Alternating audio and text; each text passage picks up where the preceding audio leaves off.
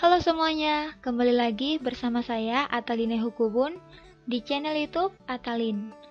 Jadi di video kali ini kita akan membahas materi mengenai peningkatan keterampilan manajerial kepala sekolah dan budaya mutu untuk meningkatkan kinerja guru.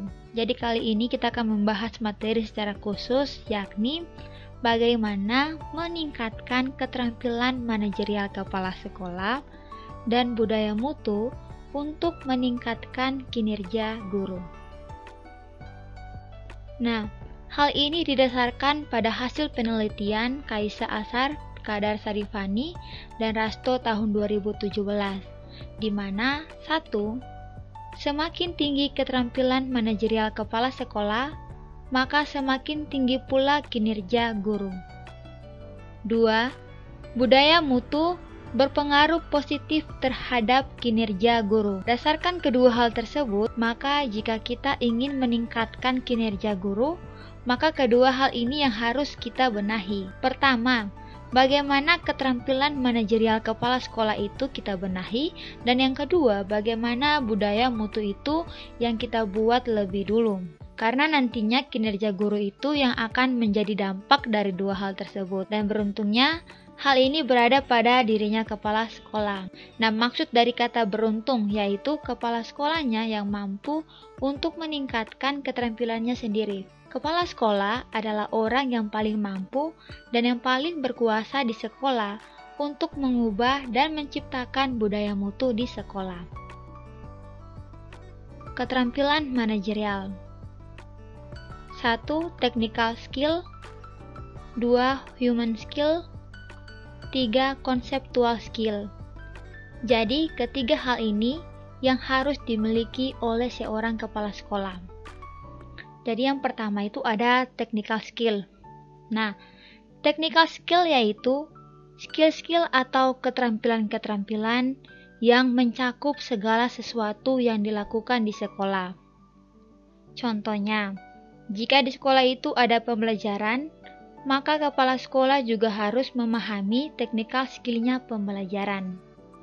Karena di sekolah itu adalah tempat berlangsungnya kegiatan administrasi, baik itu keuangan, sarana prasarana, dan seterusnya. Maka kepala sekolah itu harus memiliki technical skill administrasi dan lain-lain sebagainya.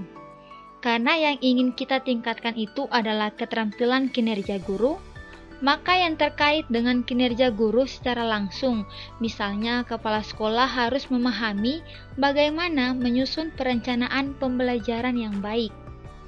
Sehingga ketika kepala sekolah menemukan guru ada yang membuat perencanaan tidak tepat, kepala sekolah bisa memberi contoh. Kepala sekolah bisa mendampingi bagaimana membuat perencanaan yang benar. Ketika kepala sekolah menemukan pembelajaran yang kurang bagus, maka kepala sekolah bisa memberi contoh bagaimana pembelajaran yang baik, bagaimana pembelajaran yang interaktif, dan lain-lain. Nah, ketika kepala sekolah menemukan bahwa penilaian yang dilakukan oleh guru, misalnya soalnya itu tidak valid, tidak reliable, tidak memenuhi kaidah penulisan soal yang baik, maka kepala sekolah bisa memberi contoh bagaimana menulis soal dengan kaidah-kaidah penulisan yang baik dan benar. Bagaimana prosedur mengembangkan tes, bagaimana melakukan analisis hasil evaluasi, dan seterusnya. Jadi semua yang dibutuhkan, keterampilan-keterampilannya para guru, kepala sekolah juga harus memilikinya. Jadi itulah technical skill. Yang kedua ada human skill atau keterampilan hubungan manusia. Ketika seorang kepala sekolah sudah memiliki technical skill yang bagus, didukung dengan ini akan semakin berpengaruh baik. Tetapi, meskipun technical skill-nya bagus, tapi jika kepala sekolah tidak memiliki kemampuan human resource skill ini, bisa sangat berbahaya. Mengingatkan guru agar memperbaiki indikator pada RPP saja. Kalau dilakukan dengan cara yang tidak tepat, maka akan kontraproduktif. Sehingga nantinya guru malah tidak termotivasi, tetapi akan merasa frustasi, merasa kecewa, merasa tidak termotivasi, dan seterusnya. hanya karena cara mengkomunikasinya kurang bagus. Misalnya, mengingatkannya di depan umum, mengingatkannya dengan tidak bahasa yang santun. Jadi itu adalah human skill yang harus dimiliki oleh kepala sekolah. Jadi kepala sekolah itu harus memiliki juga keterampilan hubungan manusia yang baik. Yang ketiga, conceptual skill. Jadi, seorang kepala sekolah itu harus memiliki kemampuan konseptual yang baik tentang hal-hal yang terkait dengan tugasnya, terkait dengan manajemen sekolah, terkait dengan kurikulum, terkait dengan kepemimpinan, dengan pembelajaran, dengan penilaian, dan lain-lain. Kepala sekolah harus punya konseptual skill, maka kepala sekolah ya harus belajar, terus meningkatkan kapasitas tersebut. Nah, jadi kesimpulannya, kalau ketiga keterampilan ini sudah dimiliki oleh seorang kepala sekolah, maka nantinya akan berpengaruh positif juga terhadap peningkatan kinerja para guru. Budaya mutu. Nah, yang berikutnya ini adalah budaya mutu atau budaya sekolah. Kepala sekolah bisa menciptakan budaya sekolah yang baik. Nah, seperti apa budaya sekolah yang baik itu? Kita lihat satu-satu. Yang pertama, memiliki slogan yang mewarnai tindakan. Jadi, sekolah punya slogan yang merupakan terjemahan dari visi misi yang kemudian dibuat tagline dalam bentuk slogan tertentu yang bisa diterapkan. Misalnya, sekolah berwawasan lingkungan, maka semua tindakan warga sekolah itu harus diwarnai oleh slogannya berwawasan lingkungan, dari kepala sekolah sampai semua siswanya. Jadi slogannya mewarnai tindakan ya. Tidak ada slogan yang diawang-awang saja, tapi slogannya itu harus slogan yang kemudian menjadi inspirasi bagi warga sekolah untuk dilakukan. Kedua, mendengar secara aktif kemauan pelanggan. Mendengar secara aktif itu adalah mampu mendengar, merespon dengan positif. Bahkan jika pelanggan itu tidak berbicara pun, kita pancing untuk menyampaikan masukannya, untuk diketahui kemauannya apa. Jadi kita bisa menyebarkan angket ke pelanggan, bagaimana kepuasan mereka. Adakah masukan dari pandangan mereka terhadap manajemen pembelajaran yang ada di sekolah, manajemen sekolah secara umum, perilaku guru, dan seterusnya. Itu namanya mendengar secara aktif. Hal itu harus diciptakan oleh kepala sekolah. Nah, itu namanya budaya mutu. Kalau di sekolah itu sudah resisten terhadap masukan orang tua, masukan warga, itu berarti di sekolah itu adalah tanda budaya mutunya rendah. Tetapi, ketika ada masukan, terima kasih mendapatkan masukan, dan masukan itu diolah untuk dilakukan perbaikan. Jadi, kalau ada kritik dari masyarakat, itu menjadi sesuatu yang bergizi di pihak, atau menjadi sesuatu hal yang penting terhadap pihak sekolah.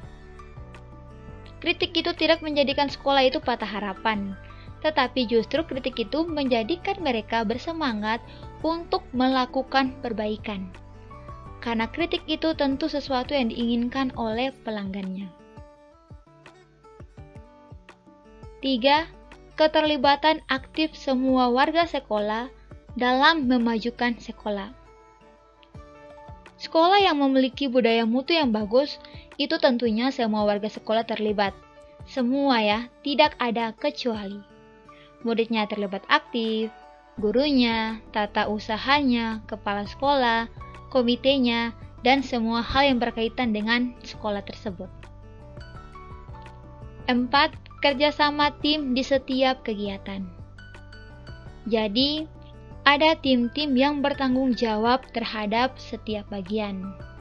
Timnya banyak, semuanya bekerja, semuanya berorientasi pada mutu. 5. Pimpinan terlibat aktif dalam memastikan pencapaian tujuan. Jadi pimpinan itu delegasi oke. Tetapi tetap memastikan tujuannya tercapai atau tidak, efektif apa tidak, dan seterusnya. Jadi, dia terlibat aktif, tidak bagi tugas, terus sudah. Jadi, seorang pimpinan itu bukan hanya memberikan tugas, terus lepas tangan, terus membiarkan saja. Namun dia juga harus terlibat aktif dalam setiap kegiatan di sekolah tersebut untuk mencapai sebuah tujuan. Keenam, penyediaan sumber daya pendukung. Nah, di sini juga merupakan salah satu hal yang penting ya, karena untuk bisa bekerja tentu butuh sumber daya pendukung. Untuk bisa memajukan butuh sumber daya pendukung. Maka sumber daya pendukung ini disiapkan oleh manajemen sekolah. Ini budaya mutu. Kalau mau melakukan sesuatu, sumber dayanya tidak ada. Mau kebersihan, sapunya tidak ada. Mau memperbaiki atap, tangga tidak punya. Dan hal-hal kecil lainnya. Nah, ini berarti sumber daya pendukungnya tidak ada. Mau melatih anak bermain sepak bola, bolanya tidak ada. Tidak cukup misalnya. Nah, sekolah yang berbudaya mutu baik, sumber daya pendukung selalu harus ada tersediakan. 7. Program peningkatan kapasitas guru atau karyawan secara rutin dan terencana. Jadi ada program-program untuk meningkatkan kapasitas. Ada IHT, in-house training, ada BIMTEK, ada workshop, ada seminar. Jadi itu harus rutin dilakukan, terencana. Jadi siapa yang akan ikut, dipilih, sesuai kebutuhan, tepat orangnya, jadi tidak itu lagi. Jadi dalam program-program tersebut, dalam pemilihan orang yang akan mengikuti kegiatan tersebut, harus dipilih berdasarkan kebutuhan, harus memilih orang yang tepat. Jadi bukan hanya memilih orang yang itu saja, tetapi usahakan semua terlibat dalam kegiatan tersebut. 8. Sistem penghargaan dan promosi yang memadai. Jadi ketika kinerjanya baik, diberi penghargaan dan dipromosikan. Yang tidak baik, dibina. 9. Memperhatikan kepentingan pelanggan internal. Kepuasan guru misalnya, kepuasan karyawan, kepuasan siswa itu harus sangat diperhatikan. 10. Memelihara hubungan baik dengan pihak eksternal. Kalau kedua poin ini bisa diwujudkan, poin 9 dan 10 ini sangat berkaitan ya. Jadi ketika dua poin ini, poin 9 dan 10 bisa diwujudkan, nantinya kinerja guru itu hanya menjadi dampak dari dua hal tersebut. Jadi keterampilan manajerial kepala sekolah ditingkatkan, budaya mutu ditingkatkan, akan meningkatkan kinerja guru. Nantinya akan bermuara pada terciptanya siswa-siswi yang berprestasi. Oke, sekian materi kali ini. Semoga bermanfaat untuk kita semua. Sampai jumpa di video aku selanjutnya. Bye-bye.